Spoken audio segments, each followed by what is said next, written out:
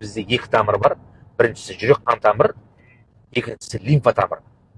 Қан тамырының барлығын жүрек айдап жатыр, бірақ лимфа тамыр, канализация бар ғой, іштегі бүкіл канализацияның барлығын жүрек айдап жатқан жоқ.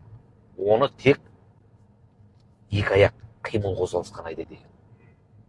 Түсіндің? Лимфа тамыр деген жаман тамыр. Лимфа тамыр деген ана мал сойған кезде сары тамыр бездер шығады ғой. Вот сол лимфа тамырлар. Бүкіл күл қоқыстың барлығы сол лимфа тамырға жиналады, сөйтеді дағыны ол қимыл қозғалыспен, су ішумен кері қарай шығып кетеді. Түсіндің? Ал егер адамда су ішпесе, қимыл қозғалыс болмаса, бүкіл күл қоқыстың барлығы буынға жиналса, артрит, артроз деген ауру пайда болады. Тамырға жиналса, ИБС, инфаркт пайда болады тамырдың бәрі.